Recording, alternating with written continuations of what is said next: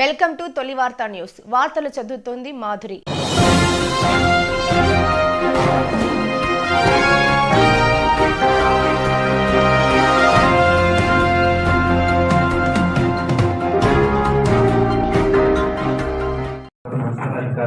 Meeting చేస్తే అవి కంప్యూటర్లకు ఎక్కితే రేపు 200 యూనిట్స్ వచ్చేది వాళ్ళు ఎలిజిబుల్ అవుతారు. ఇంకా టైం ఒకటో రెండో రోజులు చెప్తారు. అందరూ కూడా సీనియర్ కౌన్సిలర్స్ ఉన్నారు, బీజేపీలో కూడా సీనియర్ కౌన్సిలర్స్ ఉన్నారు. ఇక్కడ మున్సిపాలిటీలో మనందరం వివిధ పార్టీలకు రిప్రజెంట్ చేస్తున్నా మన ప్రాథమిక బాధ్యత మహబూబ్ నగర్ను సమతుల్యంతో అభివృద్ధి చేసుకోవడం. కాబట్టి నిధులు తెచ్చుకునే విషయంలో కానీ కేంద్ర ప్రభుత్వ సహకారాన్ని రాబట్టుకోవడంలో కానీ అందరం కలిసి ఒక మాటగా ఉండి అత్యధిక నిధులు తీసుకురావాల్సిన అవసరం ఉంది. గతంలో కేంద్ర ప్రభుత్వం నుంచి మనకు నిధులు రాలే, సరే అవన్నీ పక్కన పెడతాం. కానీ ఈ రానున్న సంవత్సర కాలంలో మీకు మాకు అందరికీ కూడా చాలా ముఖ్యమైన విషయం. ఎందుకంటే ఒక సంవత్సరంలో మీరు అందరూ కూడా ఎన్నికలకు పోతారు. ఎంత డెవలప్మెంట్ తీసుకొచ్చి వాటిల్లో ఖర్చు మీరందరికీ కూడా అంత మంచి పేరు వస్తుంది. కాబట్టి దీన్ని ఒక సమిష్టి బాధ్యత తీసుకో. ఇక 4 ఏళ్ళు మనం కొద్దిగా నిధుల రాబడిలో కొద్దిగా అలసత్వం జరిగింది. కొన్ని మున్సిపాలిటీస్కు బాగా నిధులు వచ్చినాయి. ఇప్పుడు కూడా మనకు వచ్చే అవకాశం ఉంది. ఎందుకంటే మహబూబ్ నగర్ పట్టణం నాకు తెలిసినంత వరకు మీరు చెప్పాలి, కరెక్షన్ చేయాలి. మనం అమృత్ స్కీమ్లో ఉన్నామా? అమృత్ స్కీమ్లో ఉన్నాం. కాబట్టి అమృత్ స్కీమ్ నుంచి వచ్చే నిధులు ఇంకా ఉన్నాయి. సో దానికి మీ అందరి తరఫున నేను కొడతా ఉన్నా. రాష్ట్ర ప్రభుత్వం నుంచి వచ్చే నిధులు నాకు చెప్తే నేను ఖచ్చితంగా మిమ్మల్ని తీసుకెళ్లి ఆ నిధులు తెచ్చే ప్రయత్నం చేస్తాను.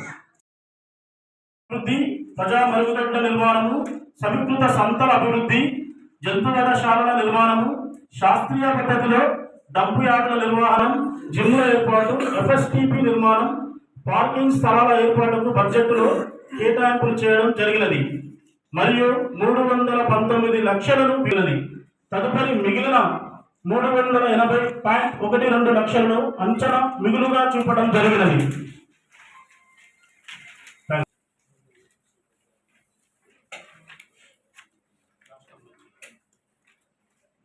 గౌరవ బడ్జెట్ సంబంధించిన విషయంలో గౌరవ అడిషనల్ కలెక్టర్ గారిని మాట్లాడాల్సిందిగా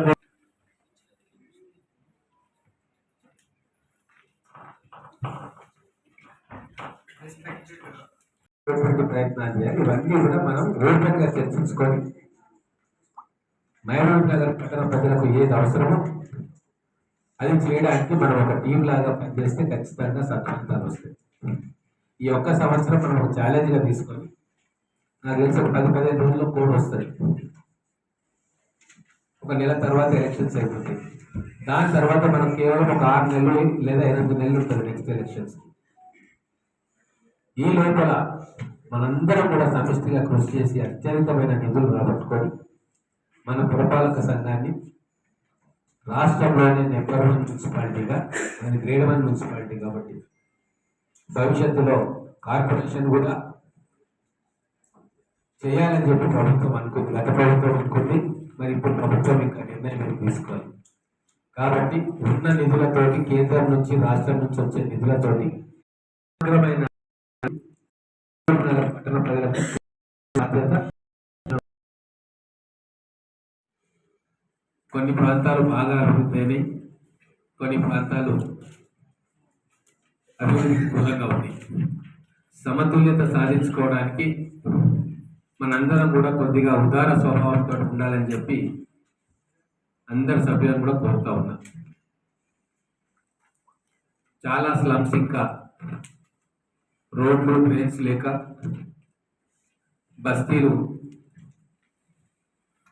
మౌలిక వసతులు లేక ఇబ్బంది పడుతూ ఉన్నాయి. కొన్ని కాలనీస్ ఏమో అభివృద్ధి పథంలో కొద్దిగా ముందున్నాయి. కాబట్టి మన అందరం కూడా మహబూబ్ నగర్ పూర్తిగా అభివృద్ధి అయితేనే మనకు పేరు. కాబట్టి ఎక్కడెక్కడైతే వెనుకబడిన ప్రాంతాలు ఉన్నాయో, పేదవాళ్ళు ఉండే స్లమ్స్ ఉన్నాయో వాటి మీద ప్రత్యేక దృష్టి కేటాయించాలని చెప్పి సభ్యులందరినీ కూడా కోరుతా ఉన్నా. అలాగే ప్రభుత్వం నుంచి కూడా రాబోయే రోజుల్లో అత్యధిక నిధులు తీసుకురావడానికి మీ అందరి సహకారంతో నేను ప్రయత్నం చేస్తా. ఆల్రెడీ కేంద్ర ప్రభుత్వానికి రీసెంట్గా అండర్ గ్రౌండ్ డ్రైనేజ్ కోసం ప్రపోజల్స్ పంపించడం జరిగింది.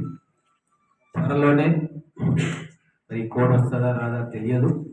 ఢిల్లీకి వెళ్ళి అర్బన్ డెవలప్మెంట్ మినిస్టర్ గారిని కూడా కలవడానికి అపాయింట్మెంట్ కోరుతా ఉన్నాం. మన చైర్మన్ గారిని వైస్ చైర్మన్ గారిని తీసుకెళ్ళి ఢిల్లీలో ఉన్న అర్బన్ డెవలప్మెంట్లో మనకు అండర్ గ్రౌండ్ డ్రైనేజ్ కోసం ఏదైతే మనం ఫైల్ మూవ్ చేసినామో దాన్ని అప్రూవ్ చేయమని చెప్పి కోరడానికి మీ అందరి సహకారం. ఈనాటి బడ్జెట్ సమావేశ చర్చనీయాంశం బడ్జెట్ పద్దుల సమర్పణ. పురపాలక సంఘం మహబూబ్ నగర్ ఆర్థిక సంవత్సరం 2024-25 అంచనా బడ్జెట్ మరియు 2023-24 సవరణ అంచనా బడ్జెట్ ఆమోదం గురించి నిర్దేశము. తెలంగాణ పురపాలక సంఘ చట్టం 2019 2024-25 ఆర్థిక సంవత్సరానికి మహబూబ్ నగర్ పురపాలక వార్షిక సాధారణ అంచనా బడ్జెట్ మొత్తము 5,419.19 లక్షలు. అందులో పన్ను రాబడి నుండి 2,840.53 లక్షలు, పన్నేతర రాబడి నుండి 2,578.60 లక్షలు మరియు 2023-24 ఆర్థిక సంవత్సరానికి మిగులు బడ్జెట్ 357.38 లక్షలుగా అంచనా వేయడం జరిగినది. సెక్షన్ ప్రకారం 107 and 108 ప్రకారం పైన చెప్పబడిన పురపాలక సంఘం మొత్తం సొంత ఆదాయముల నుండి ఛార్జీలు వ్యయాలకు అనగా పొరుగు సేవల ఉద్యోగుల జీత భత్యాలకు 1,580 లక్షలు, పారిశుద్ధ్య నిర్వహణ ఖర్చులకు 771 లక్షలు, కరెంటు బిల్లులకు 302 లక్షలు, రుణ వాయిదాల చెల్లింపులకు 200 లక్షలు మరియు 10% మిగులను హరితహార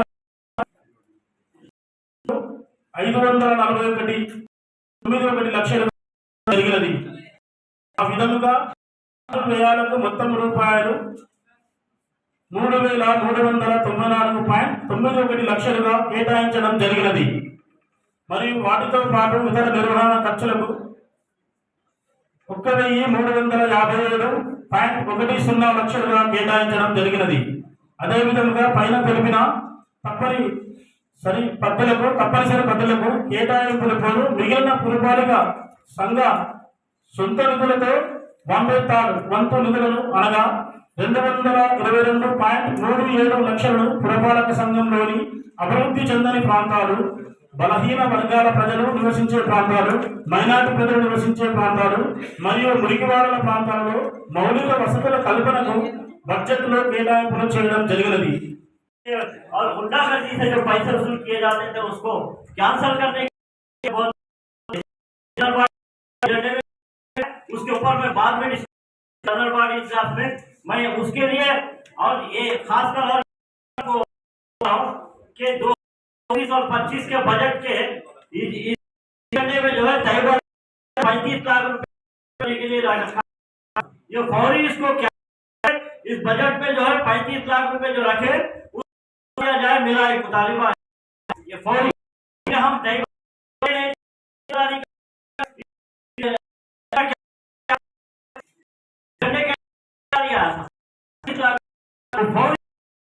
अगर तो बेहतर होगा साहब।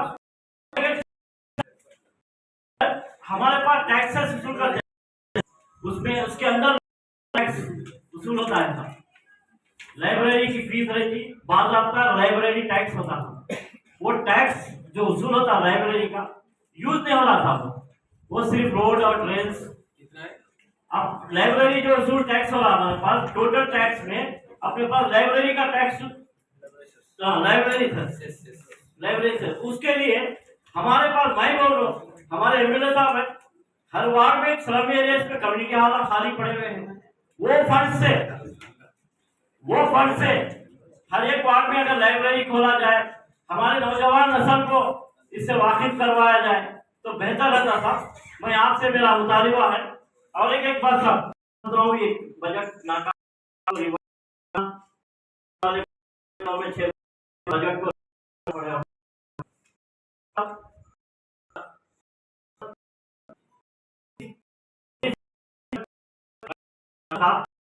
उसमें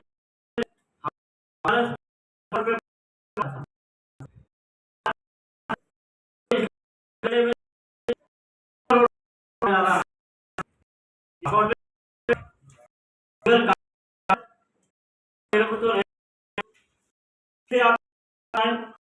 आपको मेरे पास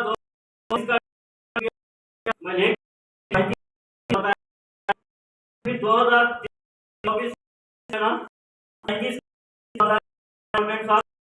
आप काम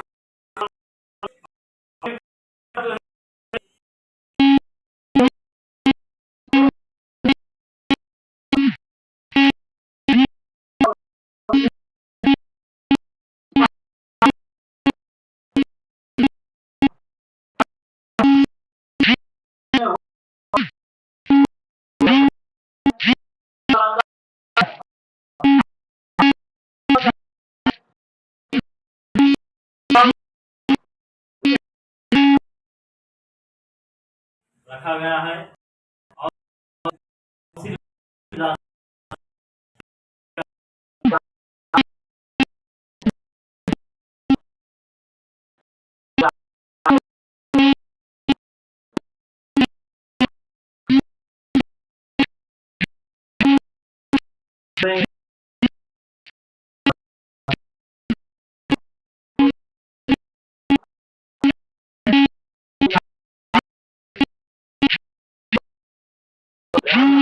और ఎమర్జెన్సీ మాట్లాడాల్సిందిగా కోరుతున్నాం।